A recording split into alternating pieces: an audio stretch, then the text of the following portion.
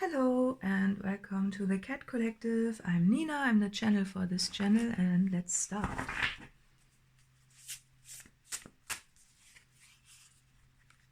Anticipation.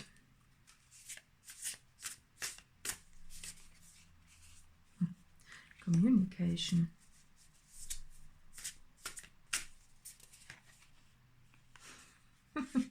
Grief. Okay. Oh, and luck. That's interesting.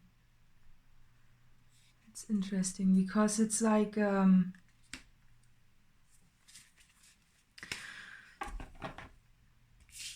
two versions. Okay, so look at it like this. Let it soak in a bit.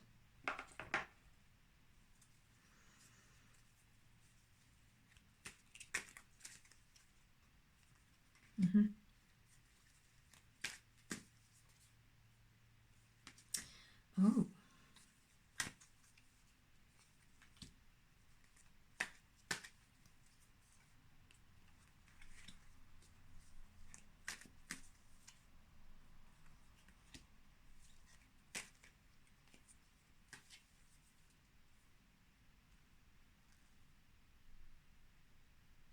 Quite silent, isn't it? This reading so far, very silent. Very silent. But why is it silent when the communication card is on the table, right? So it could be that you communicated something with high anticipation.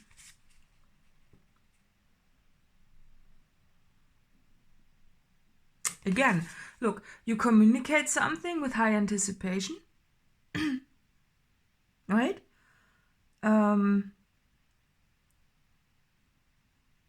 It's almost like communicating something and expecting that the seats would be filled. Like those seats on the ground, that they would be filled, right?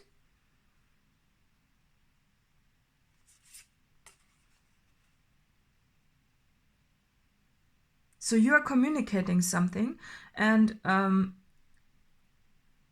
it could be that you are really, really sure that the seats will be filled, right? It's like you communicate something and you assume that those seats will be filled. I really have to emphasize, like I really have to repeat this. You think that these seats will be filled, right? There. And you communicate something, and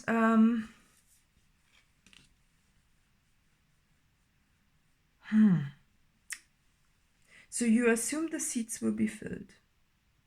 The seats on the ground, right? But what it leads you to is grief, in a way. Because if you look at this card, at first, right? If you look at this card, the seats are not filled.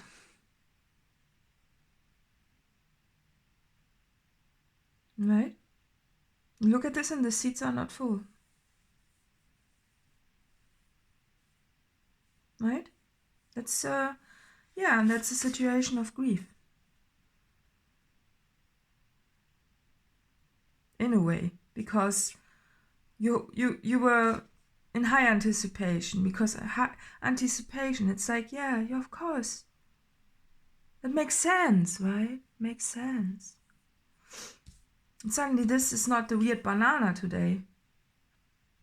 And this is a chili, you know, this is hot, right? It's hot. And usually this energy, I think, doesn't fool you, right? It doesn't. I think in the past, when you encountered this energy, the chili energy, I don't know how to say, it's like it doesn't fool you, right? It does not. But in this case, the seats and everything, you know, all the red, it's a chili energy. I don't know what to say. Chili energy. Okay, and again the red. But now the red, look. Grief. I wouldn't say grief, well, grief can be a lot of things. Grief can be heartbreak as well, right? The Three of Swords energy with this 3 here. Or maybe Three of Swords, maybe they're another person, because there are so many. Yeah, that's the thing, you know. 3, it's one too much, right? It's like, it's almost like you are this one. It's not like you are it's like you are the one who's too much in the situation, in a way. I don't know. Just imagine this figure is sleeping, right? But then it turns also, because if you are the one who's too much and you were anticipating that the chairs would be filled, how does it come that they are suddenly grieving about you? How does this work? Because I thought that you would be the one grieving, when in fact it is that they are the one grieving about you. Or is it a time thing? Anyway, so you communicate something in anticipation that those seats will be filled. It causes grief. And again, this is also communication, but then it also wants to look at creation. If you look at creation, a creation that is a mess, messy, right? But this is also, those are the feelings with this grief. It's a messy grief feeling, right?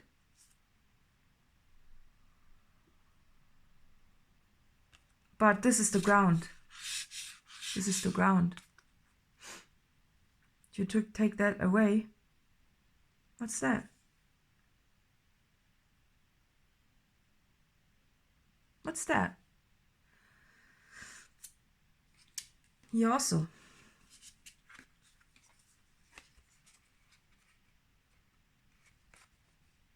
You see that? So what's happening on the ground, if you just look at it, what's happening on the ground, it's sad, isn't it? Because the anticipation, the seats, like the chairs are empty, the tables are not being used, right? But what's happening up there? First of all, you cannot see what's inside those houses because, well, the walls, right? The walls. And this looks like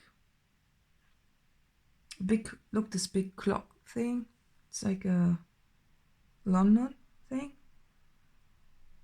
Big Ben, right? But if you look at it from, so if you ignore this and look up higher to the trees and the branches, and again here, you see that there's a lot of things there's a lot of stuff going on up there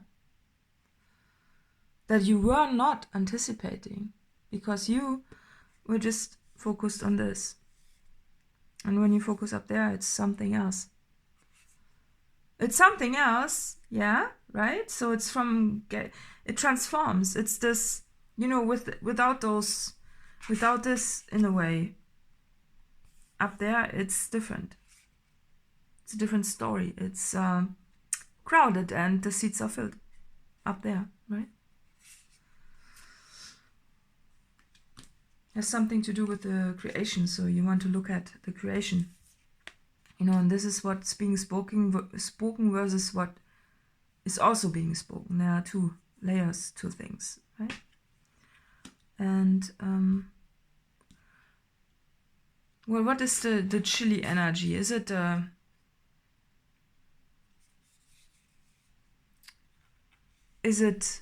yeah, it's you know, this was the bottom of the deck. So if you look at all of this,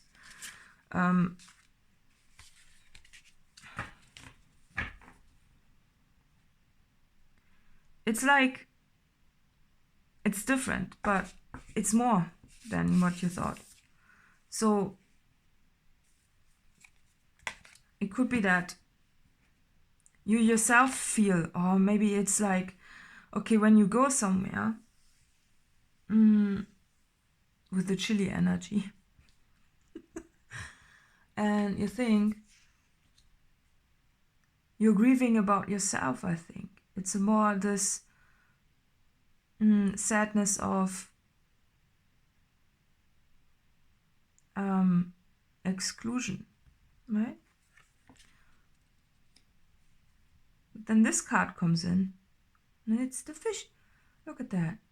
Like, it's not what you were anticipating, in a way, but it's lucky, because it gives you even more than you wanted, or it gives you something that you thought you didn't think that you wanted, or you didn't have it in mind, but since you know, this trickery thing, and it's more, look, it's crowded, it's this dominance. Yeah, the dominance is like when you want to have what you want to have, what you think you want to have, versus what you get is different, right? It's different. And at first it causes you to be sad, because you're grieving about your like you're grieving about your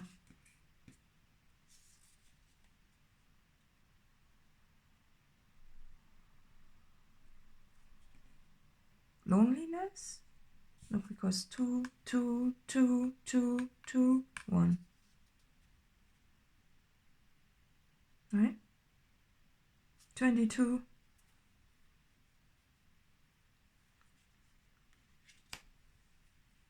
But what actually comes in is something that you'd rather have, right? It's like hoping for a relationship by getting something better.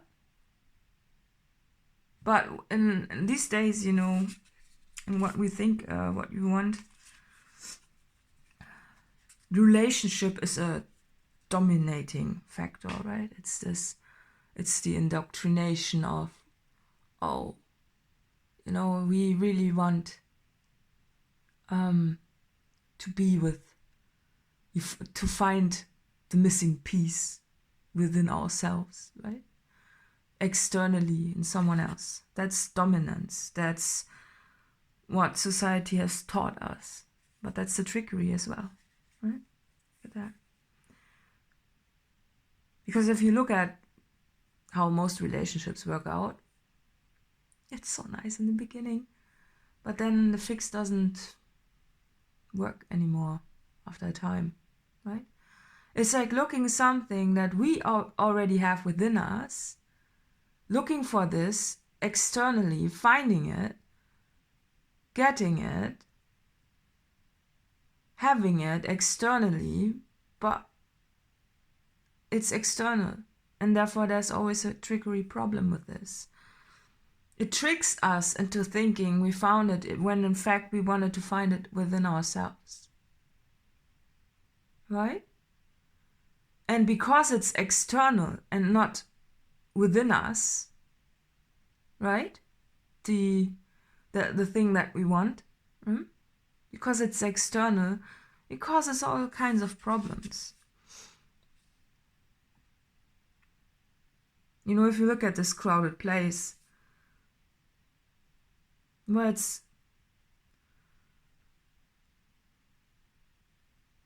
it creates all kinds of feelings. You know, it's this being envious, being fearful. And also, you know, when you arrive somewhere in a partnership of some sorts, you also kind of have the tendency to stop evolving. I mean, there are certain partnerships which are not like that, but in a way, most of them are just like, oh yeah, I've arrived now, so I can now lay down and eat whatever I want and fart around and don't care about my appearance anymore and whatever, right? Because, yeah, I've arrived, right? Yeah, right? That's a trickery. You know, and when you do that for a long time, or a bit longer or whatnot, but two people, that's fine, right? Then you maybe manifest together, right? And you manifest things together, but also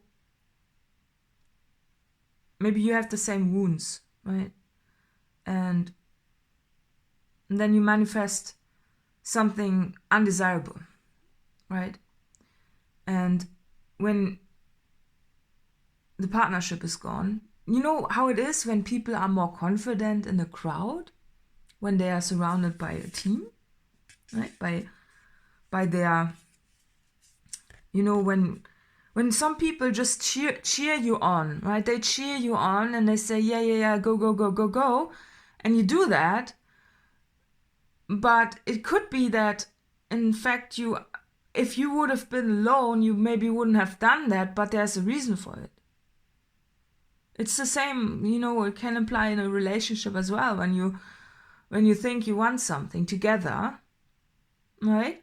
But if you were alone, you wouldn't have made the choice, right? And it could have been because it's tricking you into thinking you want something, but when in fact you don't really want that, right? It's a bit, I was just drawn to talk about this a little bit because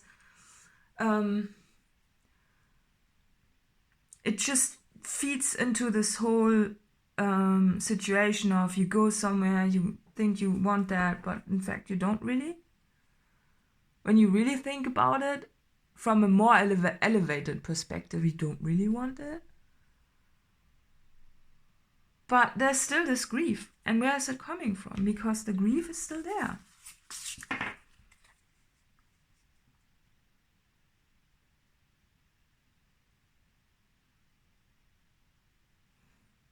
It's you want to, so you don't want to be alone, right? You don't.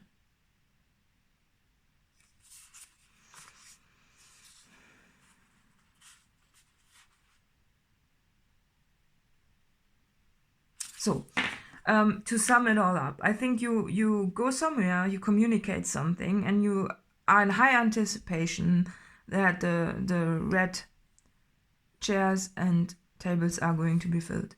But when you get there, like the chili energy, when you get there, it doesn't happen, but something else happens that is even better than what you thought you wanted. Luck.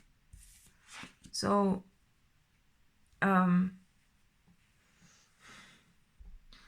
but there's still so much grief, or just a bit of, you know, when you have been tricked, right? When you have been tricked somehow with trickery, right?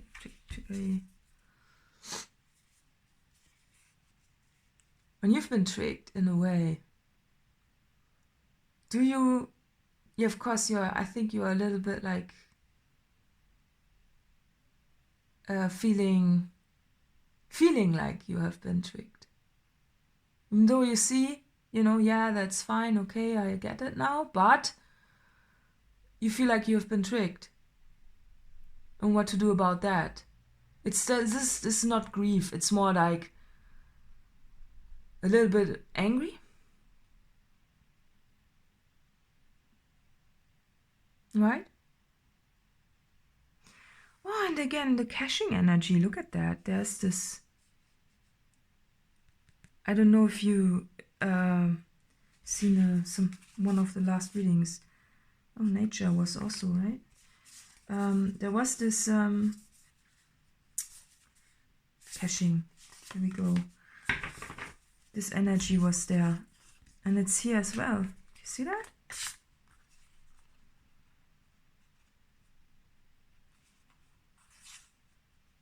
And from the position, it looks like exactly that one that you have put there, still there, buried. Yeah, it just feels like again, like you're alone.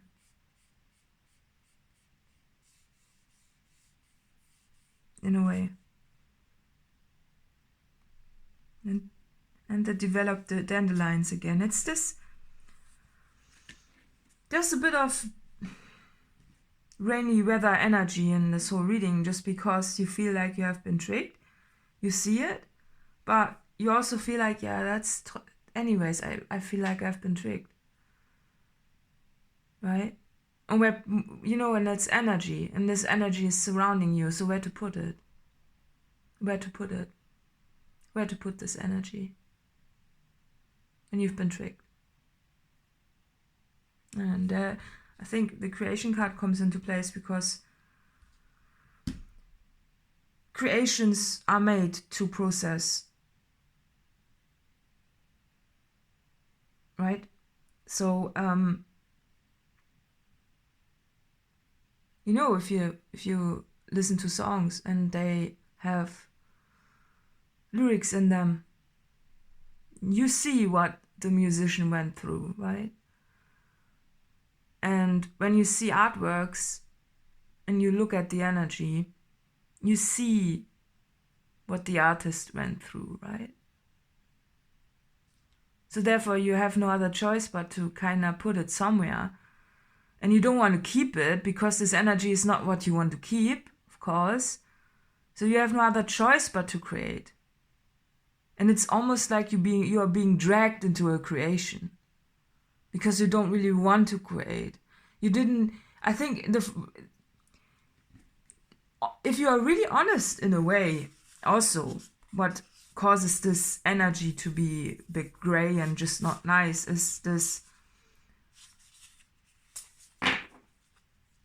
whole thing of, well, my anticipation was that this would happen, that that this is like this. And yeah, you're right. It's like you see it, you maybe see the value of this because you cannot look there, you need to look up there. You see that, but on the other hand, it's this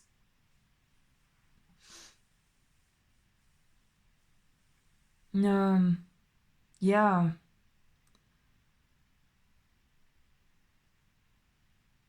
What you actually really wanted is never a situation that would put you into the feeling of being tricked, right?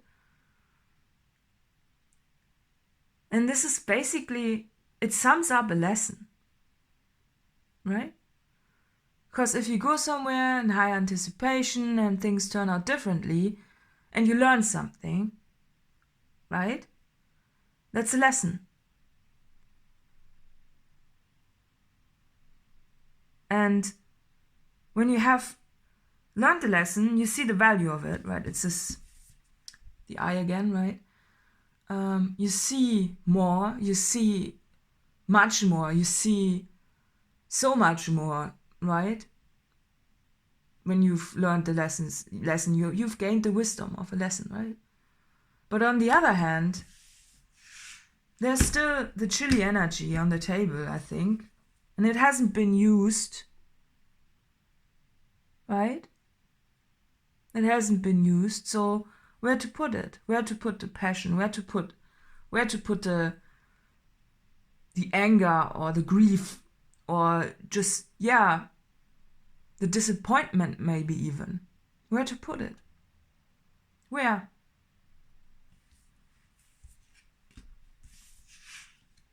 And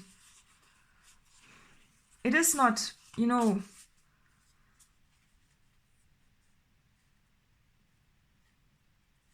in our nature, I think it could be that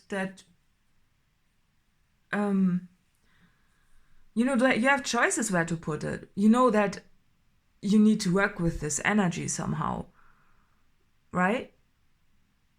But I think at this point you really just, I think you see the value of putting it into a creation more than putting it into maybe a relationship, right? It's this, when you enter a relationship with a wound, it magnifies somehow. Again, with the dominance, it's a dominating energy, right? It's this, look, if you look at this crow, looking at this, there's a wound, isn't it? Right? And yeah, I don't think that I think you see now that entering something like this with a wound is just, no. It will just create a band-aid, right? It's like looking something, a quality, like looking for a quality that we also have within us, but looking for it in someone else, right? It's, I'm getting the saying of, behind every strong man, there's an even stronger woman. And this says a lot, I think. It's this, you know, who wears the pants in a relationship, right? It's almost the funny story of the self-made man, when in fact, when we are really truthful about it, is that most of the times, all the men with success, and you can flip the gender, I'm just saying it like, you know, this classical way of, behind every strong man, if you look at the history, you know, there was always somehow, in silence, a strong woman, you know, steering the ship. A stronger woman, which added to the confidence of a strong man, right? And that's yeah. It could be that you idolized something like this, right? Maybe you still do. Maybe the whole story hasn't been told and you will get a situation like this, right? The question is, though, you know, it's like when you are creating behind, you know, closed doors, when you are the one, like, look, if the one who gets all the praise and who is publicly successful, right? If this person, right, that's their creation officially, right? But when you are behind someone and helping them creating their creation, will you be fulfilled on the long run? Or will you always have the feeling that what you are doing for them, what's dominating here, isn't a part of your identity because you didn't create it yourself? You know, you don't get praised. No one will recognize you, even though it could be that you are the strongest person in the room, but you are just behind someone hiding. Is that something what you want?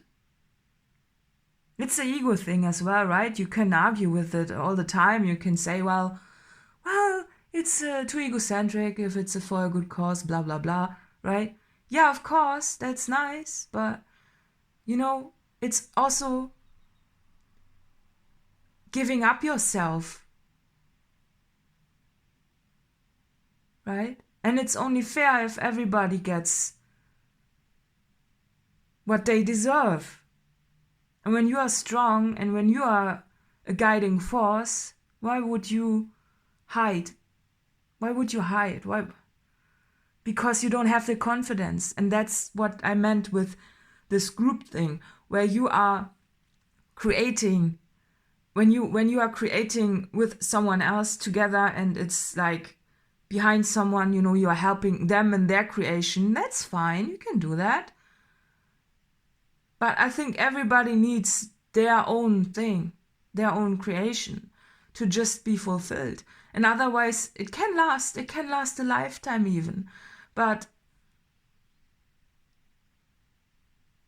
there will always be this feeling of not being fully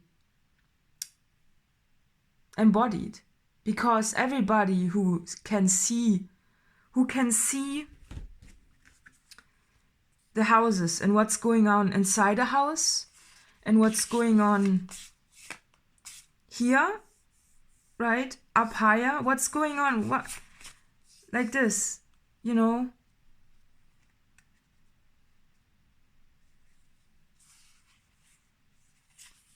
Again, this window also, right? Everybody who sees behind the scenes sees the truth, but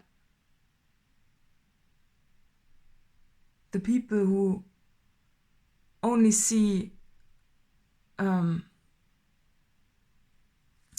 the people who only see this, right?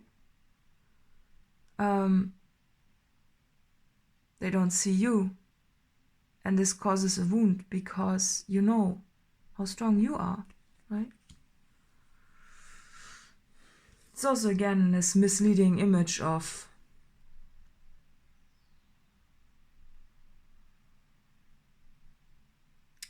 where do you look at, right? Where do people look at?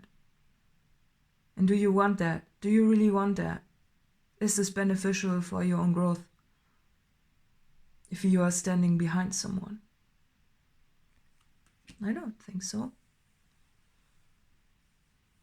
I don't. Yeah, I'm gonna pull some more cards. The readings get longer, don't they? I don't know. Yeah, so let's see if we have got some guidance. Take a reality check. Yeah. And open up to change, yeah. I mean, teamwork was on the table as well, but it is still the question, right? And the goat always reminds me of the devil energy somehow.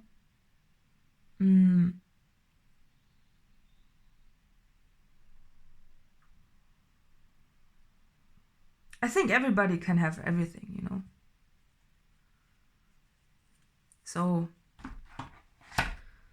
and in the end, if you really look at the lesson, what you've learned from it,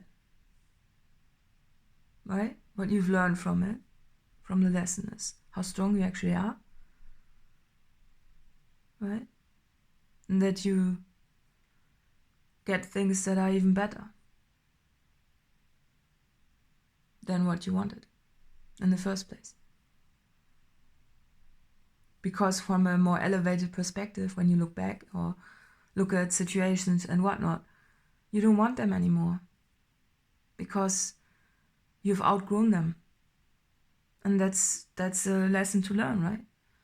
It's a nice lesson, but it's also a hard one. So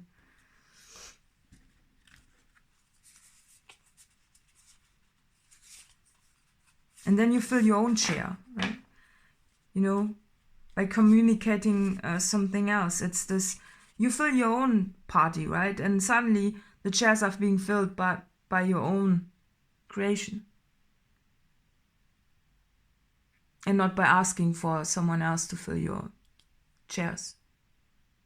You fill your own chairs. And they are pretty crowded. Because it's already there, right? And look, you know, if you see all the crows there, just take this away. Trickery, yeah, that's the energy that you put into your creation. But look at this. You know, it's this,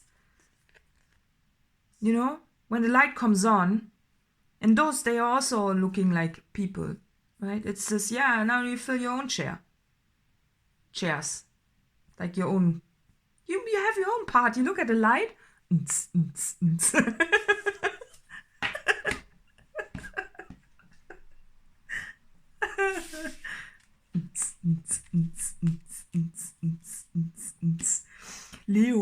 Liu.